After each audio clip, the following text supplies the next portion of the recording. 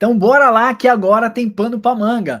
Hilber, Salmo 116, muitas pessoas falam desse versículo lá, muitas vezes também no velório, tá? Você já ouviu a pessoa falar, e alguns pastores leem esse versículo que diz assim, ó, Salmo 116, versículo 15: Preciosa é aos olhos do Senhor a morte dos seus santos. Eu já vi até uma pregação do cara falando que Deus se alegra quando os seus santos morrem, quando as pessoas morrem, quando o crente morre, então Deus está feliz. Ô, Hilber, tem pano pra manga aqui, né, Hilber? Porque se a gente for no original, o negócio tá diferente, é isso que a gente quer mostrar pra galera, né? Exato. Vai perceber também, conforme o Max for lendo as traduções, que as traduções mais recentes, elas fazem um trabalho melhor de tradução do que as mais antigas. Por exemplo, a Bíblia King James fala assim: preciosa à vista do Senhor é a morte de seus santos. Ou seja, para a vista de Deus é preciosa a morte dos santos. Então isso não faz muito sentido. Então, se você já chegou para esse assunto polêmico e até um pouco engraçado, deixa seu like, se inscreva no canal e vamos lá para esse estudo. Bora lá, pessoal, quero compartilhar para você, fica nesse vídeo, senão você vai perder, tá? Então deixa eu compartilhar com vocês para você ver a diferença. Olha só, eu trouxe aqui para vocês, ó, a nova a Almeida Revista e Atualizada, Salmo 116:15 diz assim, ó: preciosa é aos olhos do Senhor a morte de seus santos. Ou seja, parece que Deus está feliz quando o santo morre. E o seu santo, eu digo assim, a igreja, o cristão, a pessoa piedosa, a pessoa que realmente tem um coração compadecido ali pelo Senhor, ok? E a gente já ouviu pregação sobre isso. Deus fica feliz com a morte das pessoas. E a gente ficava muito triste. Nossa, Deus fica feliz com a minha morte e tal. Na tradução, na linguagem de hoje, né? Nós vamos ver assim, ó: o Senhor Deus sente pesar quando vê morrerem os seus fiéis. Ou seja, Deus fica feliz ou Deus sente pesar? Ficou esquisito esse negócio, Hilber. Numa tradução diz que Deus está feliz. Na outra tradução diz que Deus sente pesar. A questão, meus irmãos, é que a exegese precisa ser feito ao contexto do capítulo inteiro. Lembra? Se você lê um verso isolado, você vai para a teologia do coach, você vai para a igreja do Pablo Marçal, você vai para a igreja desses coaches modernos. Agora, se a gente lê o capítulo inteiro, olha só, eu vou pegar para você o capítulo 116. 116, ele diz o seguinte, ó: Deus salva da morte. Ou seja, o salmista está falando que Deus vai salvar ele da morte, que Deus salvou ele da morte, que Deus não tem prazer na morte do seu santo. Eu amo a Deus porque ele me ouve e me escuta as minhas orações, ele me ouve sempre que eu clamo pedindo socorro. Os laços da morte, Hilber, estavam me apertando, os horrores da sepultura tomaram conta de mim, eu fiquei aflito, achei que ia morrer. Verso 4: e eu clamei a Deus pedindo, ó Senhor, eu te peço, salva-me da morte. Por isso que lá no versículo 15 diz que Deus sente pesar quando vê morrerem os seus fiéis. Deus se entristece com a morte dos seus fiéis. Deus não está feliz com a morte dos seus fiéis, como na tradução antiga, ok? O Senhor é bondoso e fiel. Olha o verso 9: por isso, o mundo dos vivos, eu viverei uma vida de obediência a Ele, eu continuarei crendo nele. Deus me livrou da morte, me fez parar as minhas lágrimas. Ou seja, todo o contexto é de um Deus que livra o santo da morte. Davi mesmo, ele fala assim: Senhor, se eu descer à sepultura, como te glorificarei?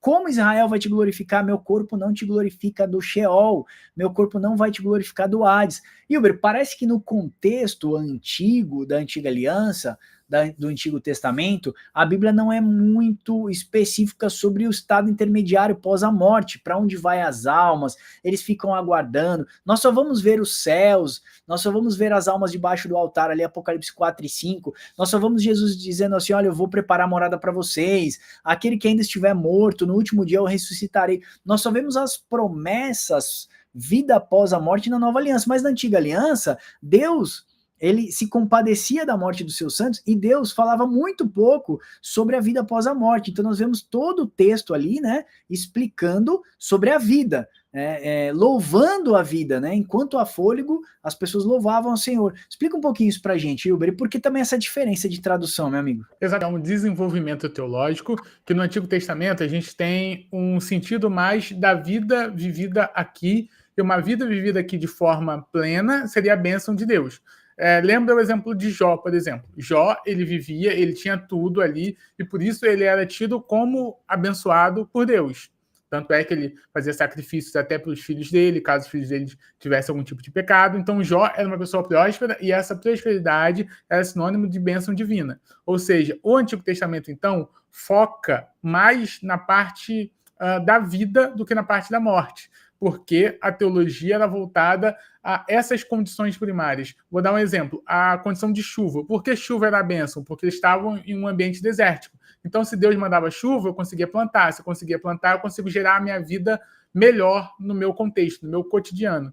Então, a gente percebe que o texto do Novo Testamento, do Antigo Testamento, ele é muito forte nessas questões da vida, de uma vida plena sendo abençoada por Deus. Conforme vai se desenvolvendo a teologia e chega no chamado judaísmo do Segundo Templo, a gente pode perceber isso através ali de Daniel, Zacarias, que já começa a ter um cheiro, uma teologia mais espiritual, mais coisas relacionadas ao céu e ao vida após a morte, vai desaguar isso no Novo Testamento. Então, até ali o cativeiro babilônico, a gente tinha muito essa teologia da vida cotidiana, de Deus abençoar na vida cotidiana. Após o cativeiro babilônico e inaugurar o que a gente chama de judaísmo do Segundo Templo, o texto passou a ser algo mais espiritual. Agora a gente começa a olhar mais sobre a vida após a morte, parábola do rico e do Lázaro, como o Max falou, as almas debaixo do altar, a ressurreição do último dia,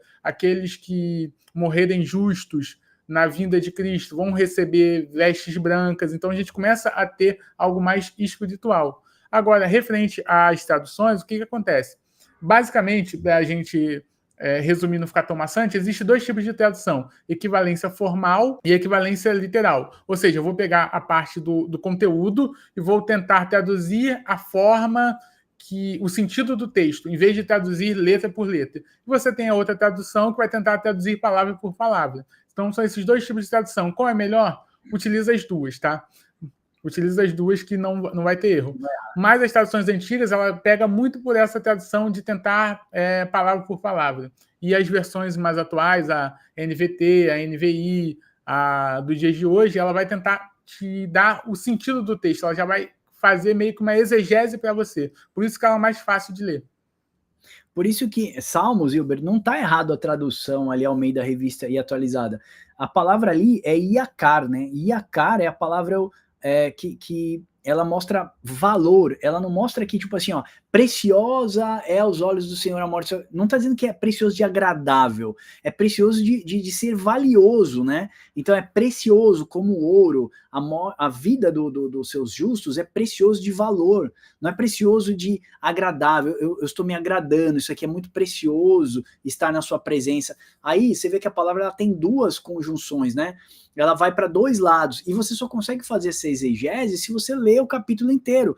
Por isso que quando você vai para esse capítulo 116 e o salmista, olha só o título, tá? Deus salva da morte, ou seja, é um salmo de agradecimento a Deus, né, pelo valor da vida do justo. Então a gente não pode ler um texto isolado do contexto e fazer uma exegese. Como eu brinquei aqui, a gente acaba fazendo a teologia do Pablo Marçal. A gente começa a pegar versos isolados e criar uma teologia ao nosso bel prazer. Importante estudar as escrituras, importante estudar os originais? Sim, mas Max, eu não entendo de grego, não quero entender, não fiz curso de teologia, não tem problema. A gente pode ajudar você a fazer uma boa exegese. O Instituto Bíblico Discipular, que é o ibdteologia.com.br, tem 37 cursos gratuitos. Não é pegadinha, a gente não está aqui para vender nenhum material para você, não. Você pode acessar o ibdteologia.com.br, tem um curso lá chamado Exegese Bíblica. Como é que é, Hilber?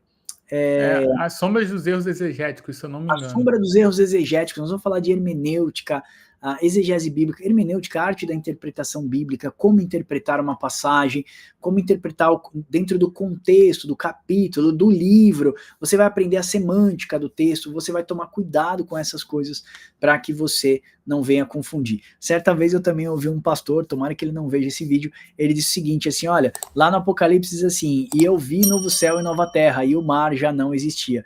E aí ele pregou aquela noite que as baleias, os golfinhos seriam todos exterminados por Deus, Deus destruiria tudo, porque o mar já não existe. Ou seja, ele pegou uma literatura que era simbólica, transformou numa literatura, que é a escatologia, né? Numa literatura literal, né? Ele pegou ali ó, o texto de Apocalipse, trouxe para uma literatura direta, né? Literal, e aí ele pregou que Deus não faria mais o mar, então não teria essas belezas que nós temos no mar hoje. Então tem que tomar cuidado, né? Apocalipse diz que mar é igual povos, línguas e nações, ou seja, dentro do mar sempre vai estar o grande mal, né?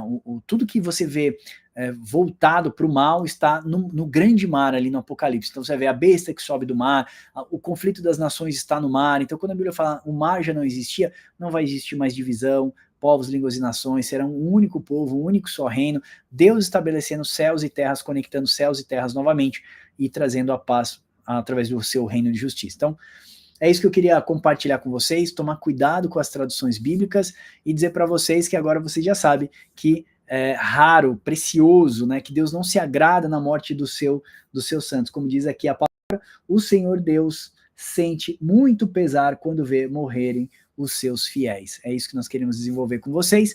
Não esquece de se inscrever aqui no canal se você é novo, deixar aquele like, e se você quiser deixar aqui na descrição desse vídeo algum tipo de verso bíblico também que causa duplo sentido, a gente lê todos os comentários, a gente pode gravar sobre isso, então faz indicações pra gente aqui nos comentários desse vídeo. Não esquece de deixar aquele like também, que ajuda bastante a gente aqui no canal, e se inscrever aqui no canal para abençoar a gente, amém? Eu espero que esse vídeo tenha te abençoado, e aguardo você no próximo. Deus abençoe vocês, e até o próximo Papo com Deus.